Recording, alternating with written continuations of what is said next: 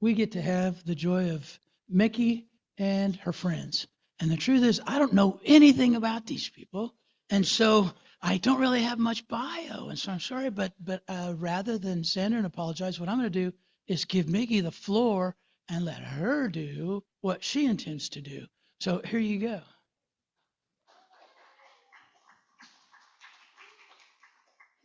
I need this. Okay. It's not all right to swear in church, is it? Well, it's just no. It's fine. I'm sure I'll be good.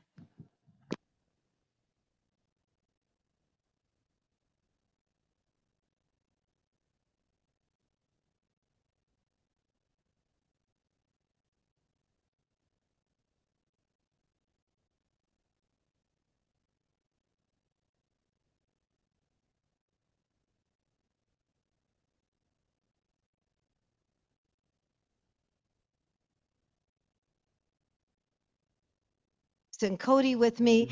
I'll be talking about them a little bit later, but no time for sentimentality because we want to try to stick to the allotted time. So, Kyle, would you please play the first video clip? That's such a cute little ditty, isn't it? But but I'm going to ask you to consider that it might be more profound than what you think, because in its essence, it's simple. But when you think about its real message, is it really simple? So, who among us haven't been in the spot that Kermit is in, right? We wish that we were doing something else. We wish we were being somebody else. We look at our life and we think, this isn't exactly how I thought things were going to go. Life isn't how I expected it to be. And so, unlike, or actually, but like Kermit, we have the opportunity to look at who we are and make some changes. We get to do that. So, it either could be a perspective change, which is simple but not easy, or it could be maybe it's a habit that we've got or 10 habits that we've got that we want to change, or maybe it's like a wholesale life change, which is actually what Alex and Cody have done. So the three of us, in different ways and in different, I guess, powers, if you will, have gone through a lot of struggle. And out of that struggle, I would say what my 105-year-old mother would say, we made chicken soup out of chicken poop. So it's really kind of what life is about. You are who you are, and you've got what you've got, but you do have a chance to be able to make something more of it.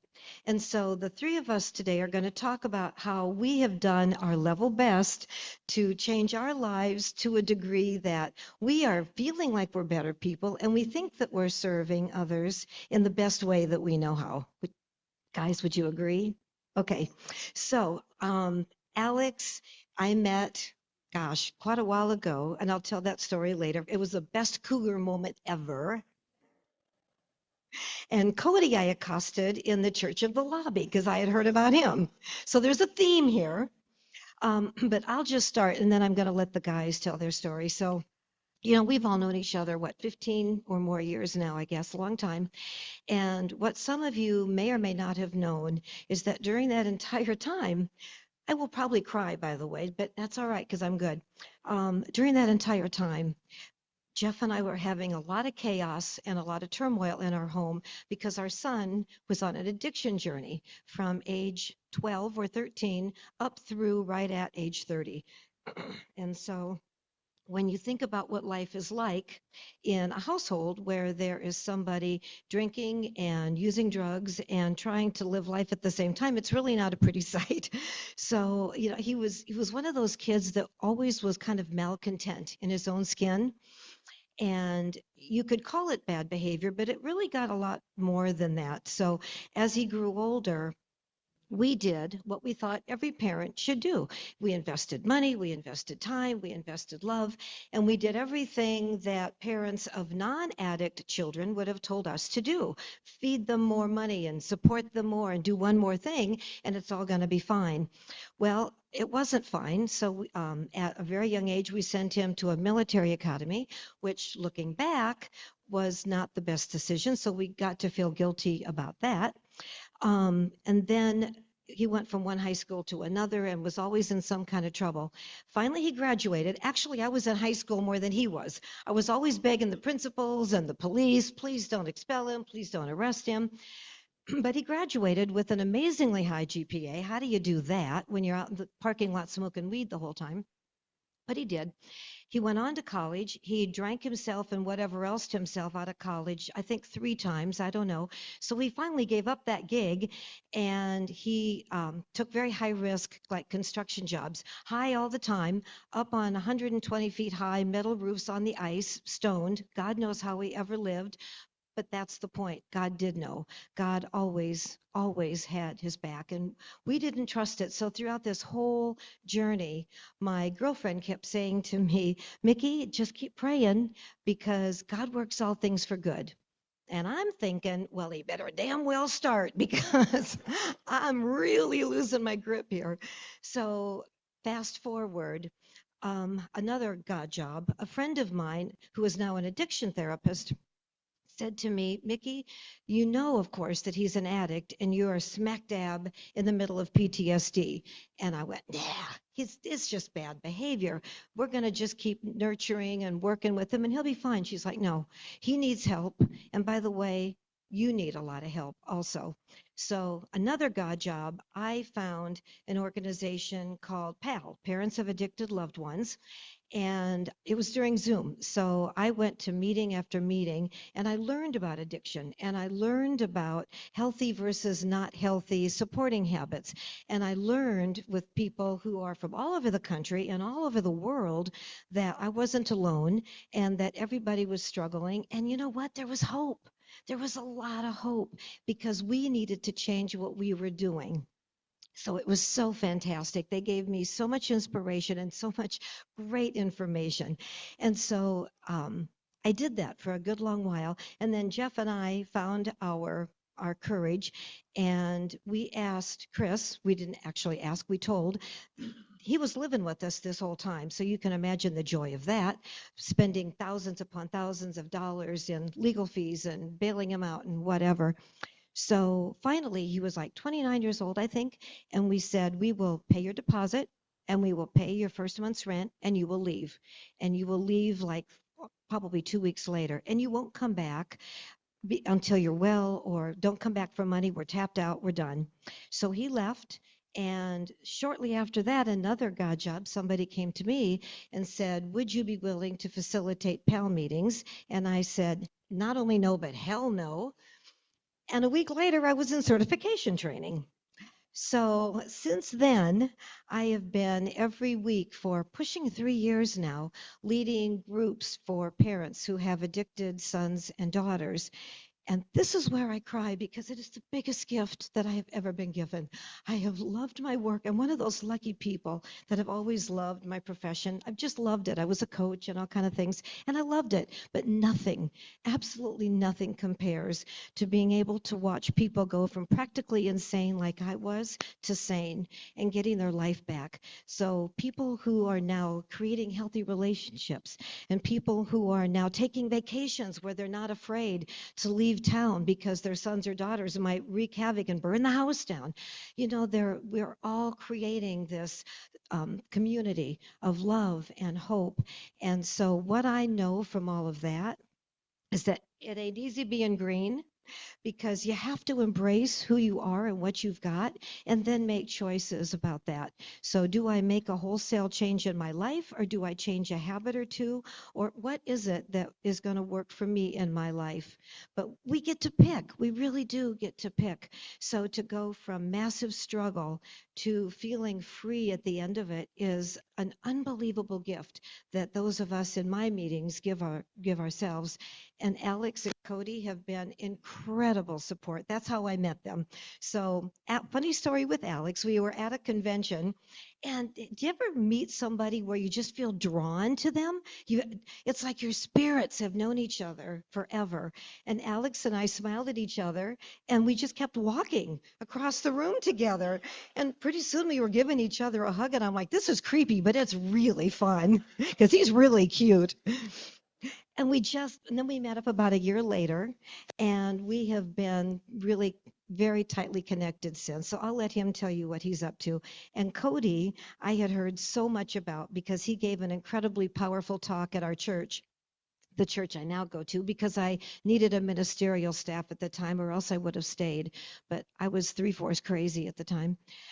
So anyway, Cody had given a very, very powerful speech at a gala, fundraising gala, and I heard about it, and I saw him in the lobby of the church a week or two later, and I accosted him too. It was a real block and tackle thing.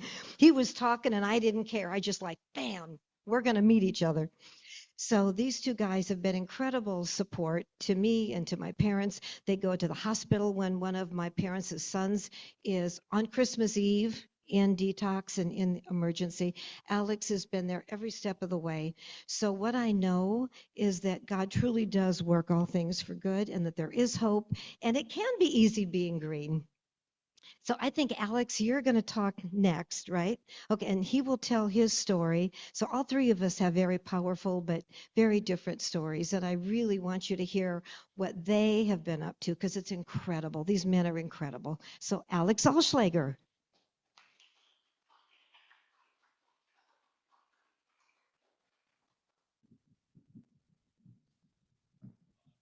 Okay.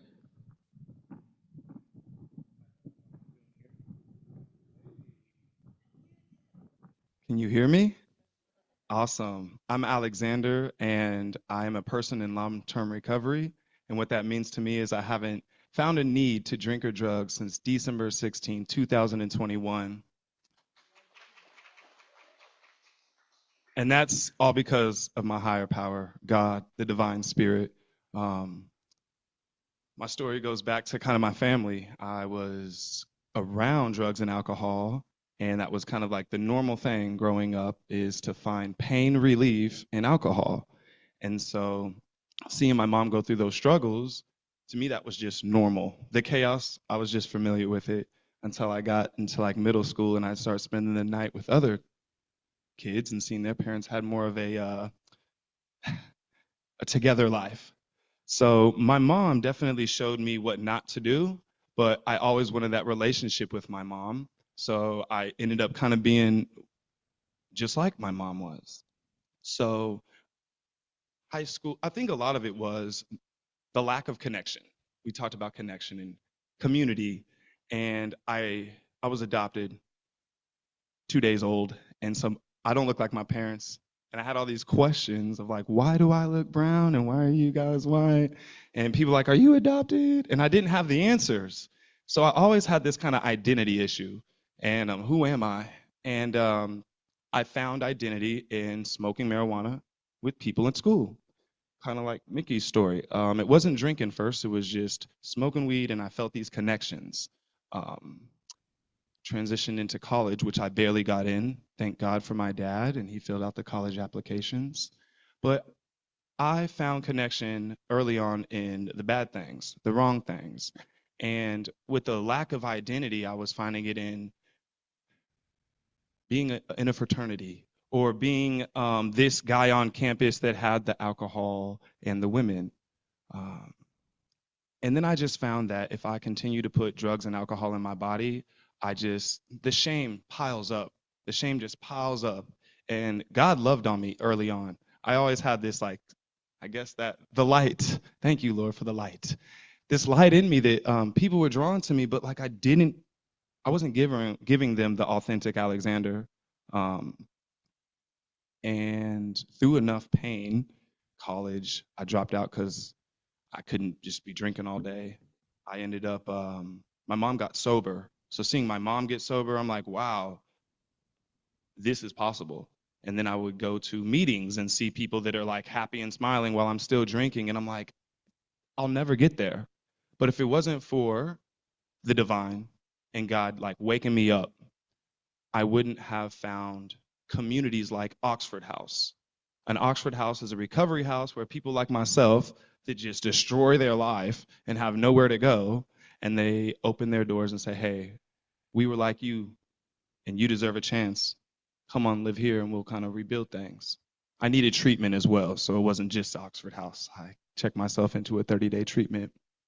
But I say all that to say I had to accept the fact that I was green, accept the fact that I have addictive tendencies, and accept the fact that I need recovery if I'm going to transform into the man God designed me to be.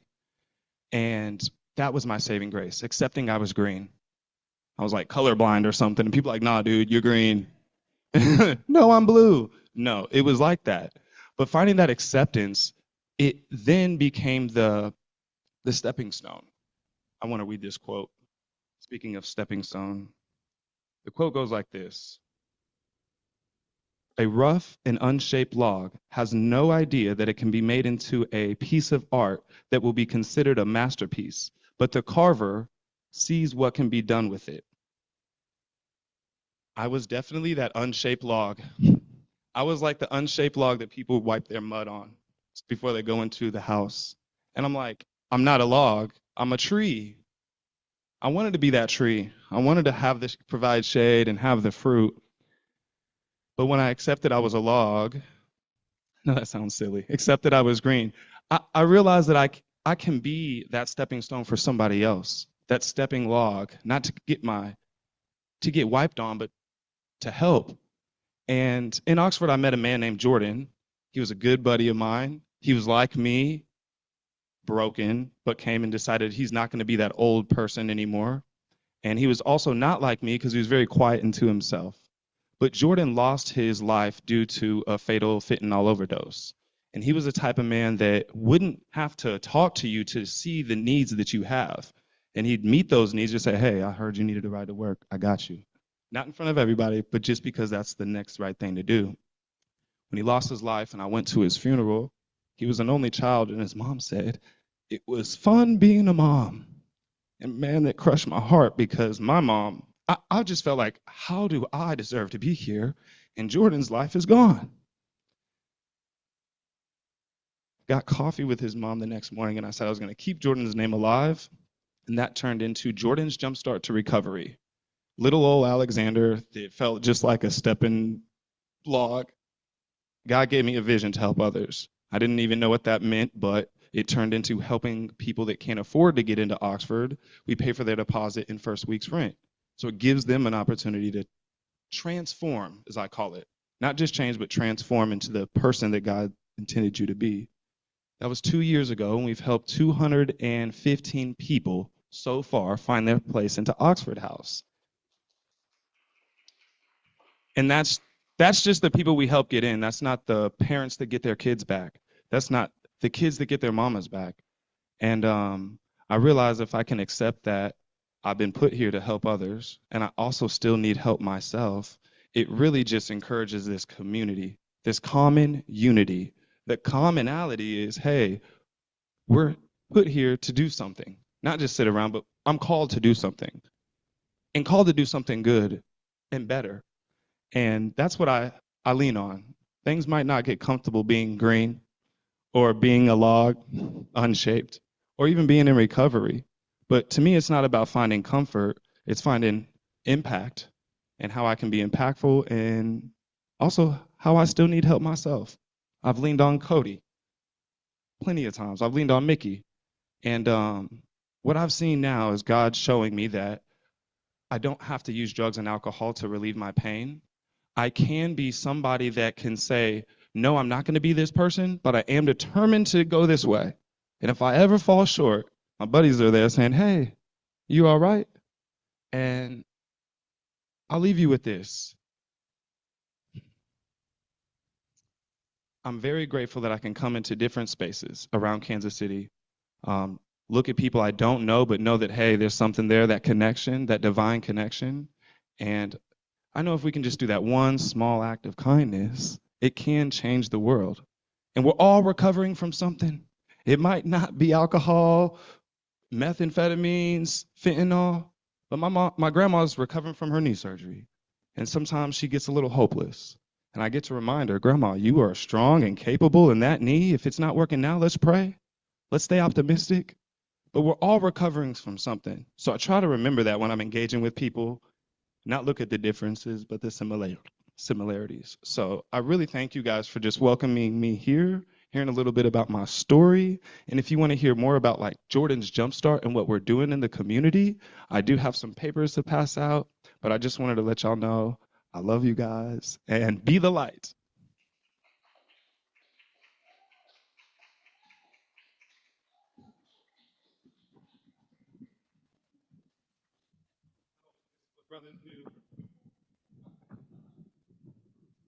All right.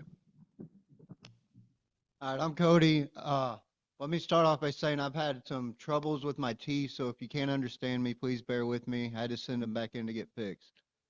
Um, uh, so do what?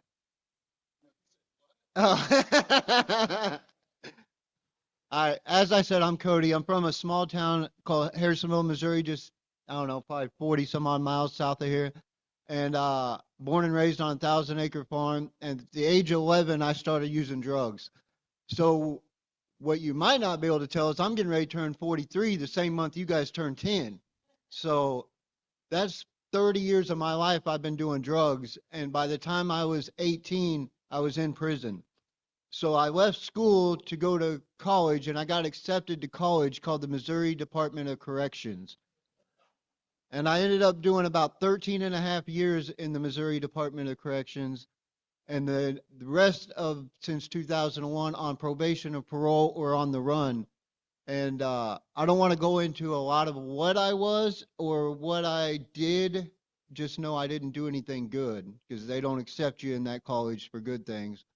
But I have what I want to talk about is how I changed my life, or how God has changed my life, how God has put people in my life to change my life. And it didn't start when I got sober 21 months ago. It started in 2013. I got out of prison in 2013 to go to Springfield, Missouri to be with my best friend from prison. Not the brightest idea in the world, promise you that. But to do that, I had to go to a sober house. And at this sober house, they wanted you to have a paper and get it signed called a sign sheet. And you either had to do meetings, classes, or church. I didn't believe in meetings. You wasn't getting me into a classroom. And there was a church from here to the lake from my door. I was like, I guess I'm going there. So I went to the church and I went into the back of the service and I'm listening. And as soon as I walked in, I was like, oh, I'm in the wrong place. And please don't take this wrong, but it was a lot of older people with a lot of money. And I was like, I'm a convict. What am I doing in here? But I had to get this paper signed, right? And now let me backtrack. When I left prison that time and before that, I believed 100% the world didn't care about me. So I didn't care about the world. So I did whatever I wanted, whenever I wanted, and I had no care of what happened. And so when I walked in there, my only concern was getting that paper signed so I can stay living where I'm living, so I can stay moving drugs with my best friend from prison. Does not work out. So after the service, I walked up to the pastor and I'm like, hey, will you sign this paper so I can leave? And while I'm talking to him and he's signing it, this little old lady just come taps me on the shoulder. Never met her in my life. And she's like, Cody Lemmer, I want to invite you out to my house to have dinner with my husband and his AA friends. And I'm like, who are you? And how do you know my name? You know? Well, in my head, I'm like, oh, I've just been out of prison a week. This house I live in is not to let me go with some stranger. So I'm like, hey, well, let me go ask my house, being respectful. No, my house said, yeah, go ahead. So I get in this car with this lady, and we get to driving and driving and driving. And next thing you know, we're in the middle of nowhere. And I'm like, ma'am, hey, are you going to kill me or what are we doing? Ultimately, long story short, it was a great dinner. It opened my mind to the fact that people did care because for not just her, but other people in that church to welcome me, a person that has done a lot of wrong and a lot of time, it showed me that people in this world do care, even if they don't know you. Now, did I do right then? No, by no means. But it planted a seed. So we'll fast forward. 2021, I'm living back on my farm with my dad, and I'm doing my probation like they say to do, but I'm still getting high. And I go to the casino in Kansas, and bam, I get popped for some drugs. And I'm like, oh no. So I'm in jail, and I finally get out. But when I get out, the Cass County, where I'm from, puts a warrant on me. So I go down there and I try to take care of it. Well, then Kansas puts a warrant on me. And then Cass County. And then finally, when they let me out, I was like, I'm not taking care of none of this. I'm out of here. And I took off. And in 2022, I went on the run again. Now, this is probably like my seventh time being on the run. And I was at that time really good at it. And so I came to the city and I lived on the streets in casinos for about a year and a half. And that's when I walked into a turning point in 2023. And if nobody knows what a turning point is, it's in Gladstone, Missouri, and it's we got a pantry, a wardrobe academy, and at that time we had a day center where people that's unhoused could come and sleep for a few hours, do laundry, get a hot meal, go to the pantry, go to the wardrobe, take a shower, all that good stuff. Well, for me, I was just going there to get some safe sleep. From 10 to 2, I'd walk in that door, I'd sign in, and I'd go to sleep on this gray couch that I believed was the greatest couch in the world. But lo and behold, when I got sober, it was the worst couch in the world. So anyways, I walked in there for only one thing, just to get some safe sleep, maybe a shower, and get to moving. Well, over time, I had conversations here and there with some of the caseworkers, and I was telling them how vanilla wafers, reminded me of being a kid because my grandma would make banana pudding with vanilla wafers in it. And then my mom, anytime she'd come see me in prison, she would bring that to me. And that was my meal for prison. And lo and behold, I missed pantry again one day because I wanted my sleep. And I woke up and there's a box of vanilla wafers. And I'm like, what is going on here? So I'm starting to think, oh, these people are listening. And then I broke down after some months. I finally broke my pride. And it actually, what took that was I rode my bicycle 43 miles from Gladstone, Missouri to Garden City, Missouri to take care of my ex-girlfriend because she broke her hip for 2 weeks just for her to run off with another guy. And I rode that bicycle back, and that's when I broke down and said, hey, I need help. What they didn't know is I was on the run. What they didn't know is I did say I needed help, but I needed help to put money in my pocket so I could keep running. But they sent me to a greenhouse farm to a guy who used to be a minister, a retired minister, and asked him if I could live on his farm or help him. And the guy's like, well, you can volunteer and I'll pay you $20 here and there and show me you really want this. So that was August 5th of 2024. I still had drugs in my pocket. And August 8th, I ran out of drugs and I was in a dilemma. Did I go get more drugs? Or do I show these people that are trying to give me a chance that I can do this? So I was like, all right, I'm gonna try to get sober. And at that same day, Mark, the minister, said I could start living there under a roof. It didn't have running water. It did have electricity. It did have a couch, and that I could start living there and be safe. And then I started working for a guy that lived there at a landscaping company, and I got sober on August 8th of 2024. By no means did I plan to stay sober. By no means did I plan to change my life. But through this time, I was working into the landscaping company. I built this company up for this guy. Like, he got 3 trucks and all the tools you could get. After about 6 months, he wasn't paying me. And it is what it is. But I mean, he wasn't paying me. So I went to a turning point, broke down again. And I was like, look, I don't know what to do. I can't just do this for free. And so it was the winter of 2025, and they do a cold weather shelter for the unhoused. And I was like, hey, let me come volunteer. Let me just come sit up here so I can get away from there for a little while. And so I did that to kind of be the security for the 3 ladies that was there with the 60 unhoused people. And while I was doing that, people would come up to me like, hey, how do you get sober? How are you staying sober? And I'd, give them advice. And then I'd have people come up to me, hey, I got this legal problem. I'm on the run, or I'm doing this. What should I do? And I'm like, here's what you need to do. I got you. And then I was like, wait a second. I want to do this for the rest of my life, but I can't do this. I can't tell Alexander to go take care of his warrants if I'm on the run. I can't tell him to get sober if I'm on the run. So that's when I broke down and I got all the staff of a Turning Point together and I said, look, I want to change my life for real now. I've been sober 8 months. I'm ready to change my life, but there's something you guys don't know. Is I'm on the run from 2 states for some major stuff, drugs in one and stealing cars in the other and drugs. And I was like, I need to go turn myself in. I'm be gone for some years. Mind you, I've been to prison numerous times. I've had this same judge in Cass County send me to prison numerous times. So I believed 100% I was going to prison. And I told them, this is what I got to do. Now, was I going to stay sober when I went to prison? No, because that's the only way I knew to live in there. That's the only way I knew to survive in there. That's the only way I knew to get past it. So my plan was I was going to break the sober off. I was going to go to prison. I was going to get high. I was going to make it past. I was going to get out, and I was going to start this over. March 18th of 2025, I walked into Cass County, Missouri courthouse with the 100% belief I was going to prison. I gave everything I owned away. I put money in my pockets, and I told everybody goodbye.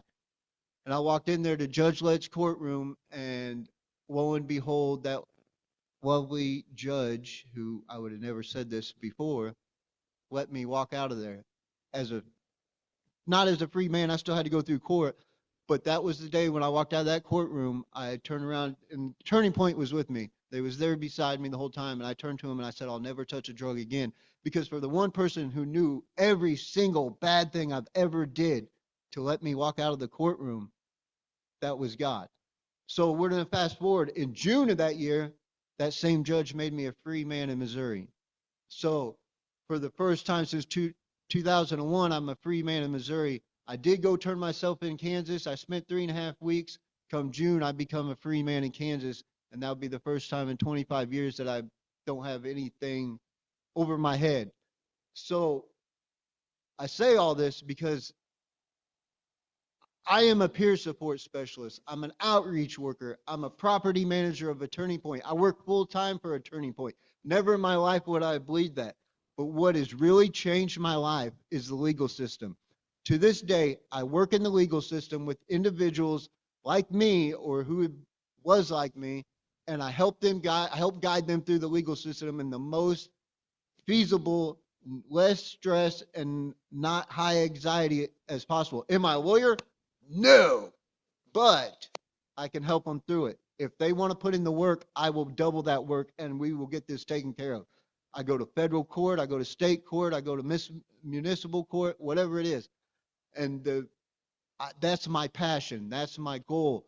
I don't honestly, I get paid by a Turning Point to do it, but it's not on their guidelines for me to do. I just do it. And what changed my view of the legal system was that judge in Cass County. I believed before March 18th, before June, before the gala, that the legal system was nothing but a cattle chute, get people in and out, and they didn't care about anybody.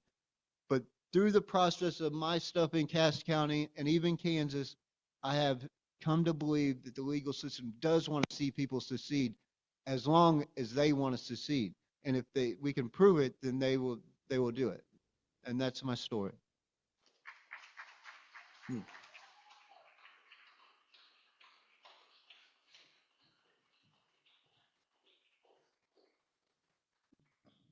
So these guys are some of my best friends now. And I think, would like to leave everybody with the message that God really does work all things for good. Even when it looks like poop, even when it's chicken poop, it can be chicken soup. So just know that if you pray and if you trust and if you have your own intention and put your heart and soul into it, that you really can do anything for yourself and anything for anybody else. And these guys are some of my very best friends in this godforsaken journey. We've made a huge difference, and we're all just so grateful that you listened to us. Thank you. Thank y'all.